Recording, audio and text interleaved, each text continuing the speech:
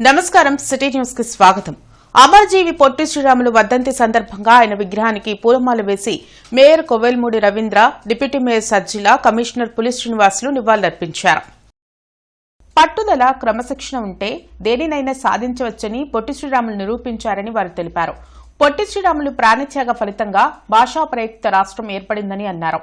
ఆయన్ను గౌరవిస్తూ రాజధాని అమరావతిలో 56 అడుగుల అమరజీవి విగ్రహాన్ని కూటమి ప్రభుత్వం ఏర్పాటు చేయడం హర్షణీయమని చెప్పారు. త్వరలోనే అమరావతిలో కూడా ఈ యొక్క మహానుభావుడి పెద్ద సైజు విగ్రహం కూడా 58 అడుగుల విగ్రహం కూడా ఏర్పాటు చేయబోతున్నారు. గవర్నమెంట్ వాళ్ళు వారికి ప్రత్యేకమైన అభినందనలు తెలియజేస్తున్నాను. వారి ఆశయాల్ని వారి అడుగుదాల్లో నడుస్తూ రానున్న కాలంలో ఈ యొక్క రాష్ట్రం మరింత పురోగతి చెందుతుందని చెప్పి తమిళనాడులో ఆ రోజు తెలుగు వాళ్ళందరినీ కూడా ఏకం చేసుకొని ఆంధ్రప్రదేశ్ ఏర్పడటానికి ప్రధాన కారకులయ్యారు. అన్ఫార్చునేట్ ఏంటంటే ఆయన మరి అన్ని రోజులు నిరాహార దీక్ష చేసి ప్రాణత్యాగం చేసిన తర్వాత మరి మనకి మన రాష్ట్రము సాధించుకోవడం జరిగింది. ఈరోజు ఉన్నటువంటి యువత మరి అలాంటి వారిని స్ఫూర్తిగా తీసుకొని జీవితంలో అంటే క్రమశిక్షణ, పట్టుదల, అంకిత భావం ఇవన్నీ ఒక మనిషిలో ఉంటే ఎలాంటి సమస్యనైనా కూడా సాధించుకోవచ్చు అనే దానికి నిదర్శనమే కీర్తిశేషులు పొట్టి శ్రీరాములు గారు. డిప్యూటీ స్పీకర్ రఘురామకృష్ణంరాజును హింసించిన కేసులో A1 గా ఉన్న పివి సునీల్ కుమార్ ఈరోజు CCS లో విచారణకు హాజరయ్యారు. రఘురామకృష్ణంరాజు సిఐడి కస్టడీ కేసులో నేడు విచారణకు రావాలని పివి సునీల్ కుమార్ కు విజయనగరం ఎస్పీ దామోదర్ నోటీసులు ఇవ్వడం జరిగింది. అయితే తనకు 3 వారాల గడువు కావాలని కోరినప్పటికీ ఎస్పీ ఒప్పుకోకపోవడంతో ఈరోజు గుంటూరు CCS కు రావడం జరిగింది. విజయనగరం ఎస్పీ దామోదర్ ఆధ్వర్యంలో విచారణ జరుగుతోంది. భాషా ప్రయుక్త రాష్ట్రంగా ఆంధ్రప్రదేశ్ ఏర్పాటుకు అమరజీవి పొట్టి శ్రీరాములు ప్రాణత్యాగ ఫలితమే కారణమని ఎమ్మెల్యే నసీర్ అహ్మద్ అన్నారు. పొట్టి శ్రీరాములు వర్ధంతి సందర్భంగా హిందూ కళాశాల కూడలిలోని ఆయన విగ్రహానికి పుష్పాంజలి ఘటించి నివాళులర్పించారు. రాజధాని అమరావతిలో పొట్టి శ్రీరాముల విగ్రహం ఏర్పాటు చేస్తూ సీఎం చంద్రబాబు ఇప్పటికే నిర్ణయం తీసుకున్నారని గుర్తు చేశారు. పొట్టి శ్రీరాములు పోరాట స్ఫూర్తిని ప్రతి ఒక్కరూ ఆదర్శంగా తీసుకోవాలన్నారు. ప్రత్యేక భాషా ప్రయోజిత రాష్ట్రంగా ఆంధ్ర రాష్ట్రాన్ని డిమాండ్ చేస్తూ ప్రాణాలు పిలిచినటువంటి మహానుభావుడు పొట్టి శ్రీరాములు గారి 73వ వర్ధంతిని పురస్కరించుకొని ఈరోజు ఆంధ్ర రాష్ట్రంలో ఉన్నటువంటి ప్రతి ఒక్కరు కూడా, ఎందుకంటే తెలుగు భాషను గౌరవించేటువంటి కార్యక్రమాన్ని, ఎందుకంటే చెన్నైలో ఉన్నటువంటి ఆంధ్ర రాష్ట్రానికి ప్రత్యేకమైనటువంటి భాషా ప్రయుక్త రాష్ట్రంగా ఆంధ్ర రాష్ట్రం కావాలని డిమాండ్ చేస్తూ ఆయన వర్ధంతి ఈరోజు కేవలం ఒక వర్ధంతి దినోత్సవం కాదు, ఆయన చేసినటువంటి త్యాగాన్ని గుర్తించుకునేటువంటి రోజు. ఆయన లేపినటువంటి ఉద్యమాన్ని మనసులో ప్రతి ఒక్కరు కూడా నాటుకోవాల్సినటువంటి. అమరజీవి పొట్టి శ్రీరాములు గారు పేరు వినగానే ఒక విద్యావంతులు, ప్రభుత్వ ఉద్యోగంతో పనిచేస్తూ స్వాతంత్రం కోసం పోరాడడానికి మహాత్మా గాంధీ గారి ఆశయాలకు ఆయన అడుగుజాడల్లో నడుస్తూ ఆయన అనుచుడిగా ఉంటూ మహాత్మా గాంధీ గారి ప్రేమ అభిమానం పొందిన వ్యక్తి పొట్టి శ్రీరాములు గారు. అలాంటి మహోన్నత వ్యక్తి స్వాతంత్రంలో జాతీయ ఉద్యమంలో పాల్గొని అనేకమైన కార్యక్రమాల్లో పాల్గొని ఇటు ఆంధ్రప్రదేశ్ రాష్ట్రానికి ఏర్పాటు చేయడానికి 88 రోజుల పాటు ఆమర నిహార దీక్ష చేసి మన తెలుగువారి ఆత్మగౌరవం కోసం ప్రాణాలను కోల్పోయారు. మాజీ ప్రధాని అటల్ బిహారీ వాజ్పేయి విగ్రహం ఏర్పాటుకు చేసిన భూమి పూజ కార్యక్రమం కళామందిర్ సెంటర్లో జరిగింది. ఈ కార్యక్రమంలో MLA Galla Madhavi, mayor Kovelamudi Ravindra, senior నాయకులు జూపుడి రంగరాజు, జిల్లా అధ్యక్షులు తిరుపతిరావు పాల్గొన్నారు. వాజ్పేయి శత జయంతి ఉత్సవాల్లో భాగంగా మున్సిపల్ కార్పొరేషన్ ఆధ్వర్యంలో ఆయన విగ్రహం ఏర్పాటు చేయనున్నామని మేయర్ కోవెలమూడి రవీంద్ర తెలిపారు. అహంకారంతో మంత్రి పెమ్మసాని చంద్రశేఖర్పై అంబటి రాంబాబు అవాకులు చవాకులు పేలుతున్నారని, ఎవరేమి అనుకున్న సమయానికి బ్రిడ్జి నిర్మాణం పూర్తి చేసి మంత్రి పెమ్మసాని చంద్రశేఖర్ చేతుల మీదుగా ప్రారంభించడం జరుగుతుందని మేయర్ ధీమా వ్యక్తం చేశారు. ఈ కార్యక్రమంలో కొక్కెర శ్రీనివాస్, దర్శనపు శ్రీనివాస్, డాక్టర్ రాధామాధవి, పాండురంగ విఠల్, గంగాధర్, బిట్రా శివన్, నారాయణ, గాద వెంకటేశ్వరరావు, ఎడ్లపాటి స్వరూపారాణి పాల్గొన్నారు. వాజ్పేయి గారి శత జయంతి ఉత్సవాల్లో భాగంగా గుంటూరు పద్మావతి బిల్డింగ్స్ ఎదురుగా ఇది HLR సెంటర్, ఇంతకుముందు ఇది ఈ జంక్షన్లో వారి కోసం ఒక స్మృతి వనంలాగా చిన్న ఐలాండ్ ఇక్కడ ఏర్పాటు చేయటం మున్సిపల్ కార్పొరేషన్ ఆధ్వర్యంలో, అట్లాగే బీజేపీ, తెలుగుదేశం, జనసేన కూటమి ప్రభుత్వం వచ్చిన తర్వాత ఈ ఐలాండ్లో రేపు స్టేట్ అధ్యక్షుల వారు వచ్చి ఈరోజు ఇక్కడ శంకుస్థాపన చేయడం జరిగింది. విగ్రహం కూడా రెడీ అయిపోయింది. ఇక్కడ ఎవరైనా ఒక సేవాభావంతో వచ్చి చేస్తున్నారే తప్ప అహంకారానికి పోయి చేసే పని ఏం లేదు. ఎవరైనా కానీ వాళ్ళకి అహంకారం పెరిగింది. మేము ఒదిగి పనిచేస్తున్నాం. మా మంత్రి వారు ఎంత ఎదిగితే అంత ఒదిగి పనిచేస్తున్నారు. చెప్పిన టైం కన్నా కేంద్ర మంత్రివర్యులు పెమ్మసాని చంద్రశేఖర్ గారి ఆధ్వర్యంలో బిఫోర్ షెడ్యూల్ ఈ బ్రిడ్జి ఇనాగరేట్ చేస్తాం. 100వ జయంతి సందర్భంగా రాష్ట్ర వ్యాప్తంగా అన్ని జిల్లా హెడ్ క్వార్టర్లలో వాజ్పేయి గారి విగ్రహం ఉండాలని చెప్పి వారి కోరిక మేరకు అన్ని జిల్లా హెడ్ క్వార్టర్లో ఈ యొక్క వాజ్పేయి గారి విగ్రహాన్ని పెట్టడం జరుగుతుంది. మొన్న 11వ తారీఖు నుంచి ధర్మవరంలో స్టార్ట్ అయింది ఈ యొక్క బస్సు యాత్ర. అటల్ మోడీ గారి సిద్ధి యాత్ర పేరుతో ఈ యొక్క బస్సు యాత్ర 11వ తారీఖు ధర్మవరం నుంచి స్టార్ట్ అయ్యి బాపట్ల వరకు వస్తుంది. తర్వాత శ్రీకాకుళం నుంచి ఏలూరు వరకు జరుగుతుంది. 25వ తారీఖు మన రాష్ట్ర రాజధాని అమరావతిలో పెద్ద ఎత్తున అటల్ బిహారీ వాజ్పేయి గారి విగ్రహాన్ని పెట్టడం జరుగుతుంది. అమరజీవి పొట్టి శ్రీరాములు సేవలు చిరస్మరణీయమని జిల్లా కలెక్టర్ ఏ తమీం అన్సారియా అన్నారు. అమరజీవి పొట్టి శ్రీరాములు వర్ధంతి సందర్భంగా కలెక్టర్ కార్యాలయంలో అమరజీవి చిత్రపటానికి కలెక్టర్ తమీం అన్సారియా పూలమాల వేసి ఘనంగా నివాళులర్పించారు. ఈ సందర్భంగా ఆమె మాట్లాడుతూ ఆంధ్రప్రదేశ్ ప్రజల ఆత్మగౌరవం, స్వాభిమానానికి ప్రతీకగా అమరజీవి నిలిచారన్నారు. తెలుగు ప్రజలకు ప్రత్యేక రాష్ట్రం సాధించాలనే మహోన్నత లక్ష్యంతో ఆయన చేపట్టిన నిరాహార దీక్ష దేశ చరిత్రలోనే ఓ అపూర్వ అధ్యాయంగా నిలిచిందన్నారు. తన ప్రాణత్యాగంతో ఆంధ్ర రాష్ట్ర అవతరణకు బాటలు వేసిన పొట్టి శ్రీరాములు కోట్లాది మంది తెలుగు ప్రజల ఆకాంక్షలకు వాస్తవ రూపం తీసుకొచ్చారని వివరించారు. అమరజీవి ఆశయాలను కొనసాగించడమే నిజమైన స్మరణ అని తెలిపారు. ఉత్తర అమెరికా సంఘం ఆధ్వర్యంలో జానపద సాంస్కృతిక సంబరాలు డిసెంబర్ 17వ తేదీన వెంకటేశ్వర విజ్ఞాన మందిరంలో జరగనున్నాయి. అరండల్పేటలో జరిగిన మీడియా సమావేశంలో నాట్స్ ప్రెసిడెంట్ మందాడి శ్రీహరి, మాజీ ఎమ్మెల్సీ కెఎస్ లక్ష్మణరావు మాట్లాడారు. వెంకటేశ్వర విజ్ఞాన మందిరంలో జరగనున్న సాంస్కృతిక సంబరాలు కార్యక్రమంలో ఉత్తమ ఉపాధ్యాయులు 30 మందికి కవులకు నాట్స్ ప్రతిభా పురస్కారాలు అందించడం జరుగుతుందన్నారు. ప్రతి ఒక్కరూ పాల్గొని జానపద కళారూపాల ప్రదర్శన తిలకించి జయప్రదం చేయాలని పిలుపునిచ్చారు. అనంతరం జానపద సాంస్కృతిక సంబరాల పోస్టర్లను ఆవిష్కరించారు. ఈ కార్యక్రమంలో NATS executive member Mandadi Kiran, Kakumanu Nageswararao, జానపద కళాకారులు రమణ తదితరులు పాల్గొన్నారు. తెలుగు రాష్ట్రాల్లో ముఖ్యంగా ఆంధ్ర, తెలంగాణలో అనేక కార్యక్రమాలు వీళ్ళు నిర్వహిస్తున్నారు. విద్యాపరమైన కార్యక్రమాలు, ముఖ్యంగా జానపద కళల్ని ప్రోత్సహించాలనేటటువంటి లక్ష్యం. వైద్య శిబిరాలు గత కొన్నేళ్లుగా నిర్వహిస్తూ ఉన్నారు.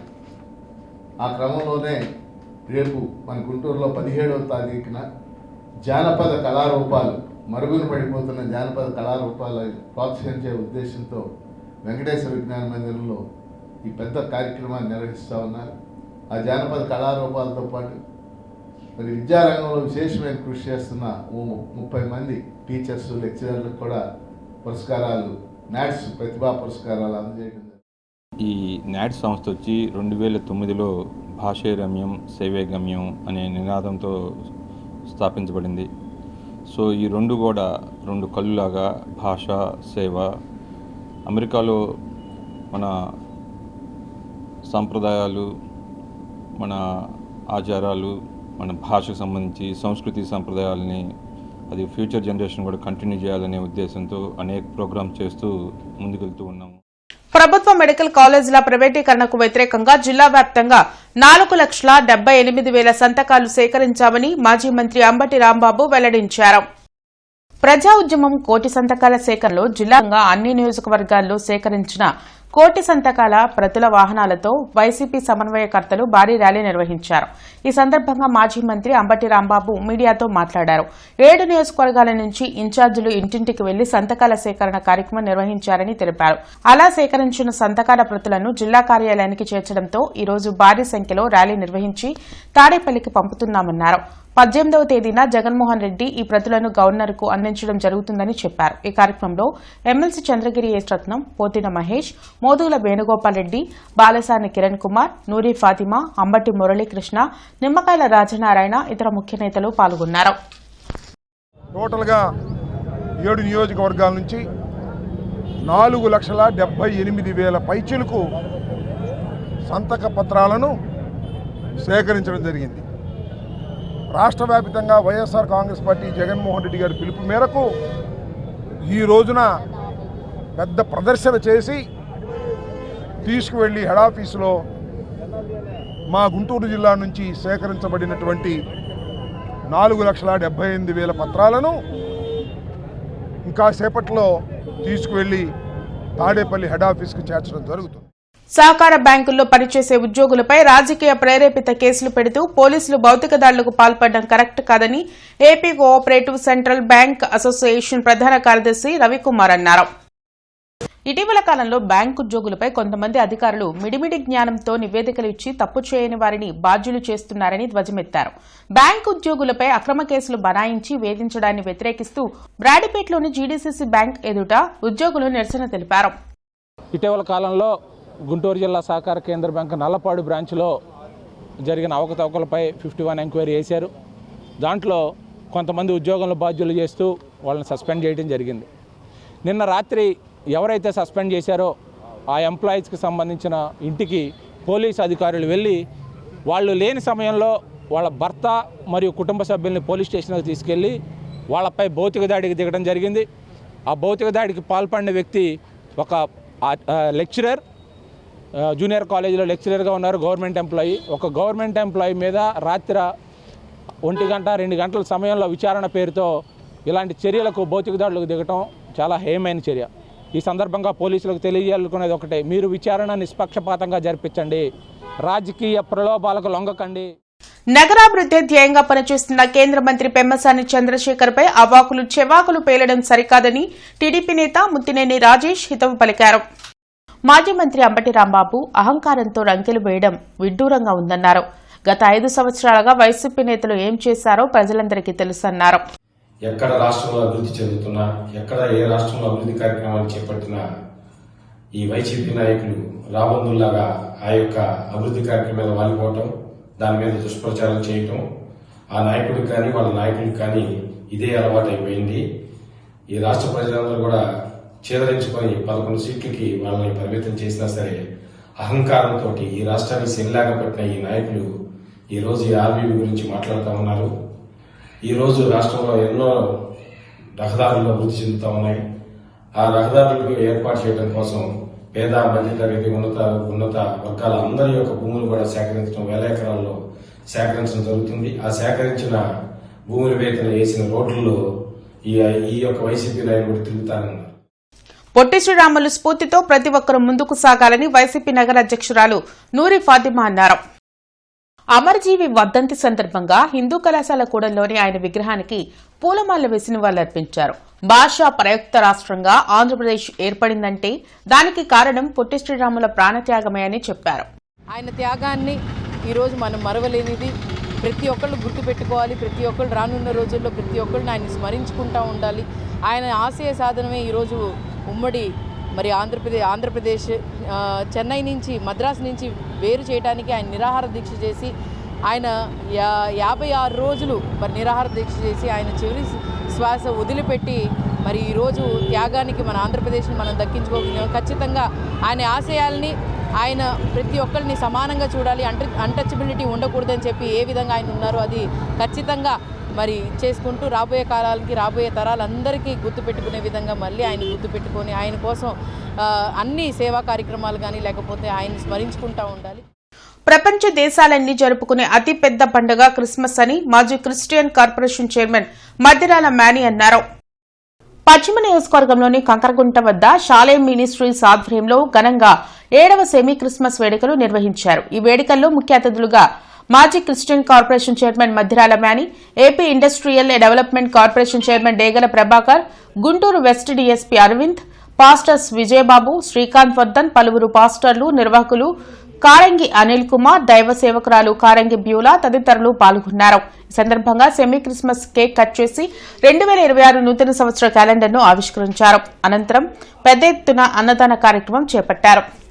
ప్రపంచవ్యాప్తంగా అన్ని దేశాల్లో కూడా మరి యేసు యొక్క బోధనలు ఈ యొక్క ప్రపంచ మానవాళికి ఏ విధంగా తోడ్పడాయనే దానికి ఇంతకంటే నిదర్శనం ఏమి లేదని కూడా నేను ఈ సందర్భంగా తెలియజేస్తా ఉన్నాను.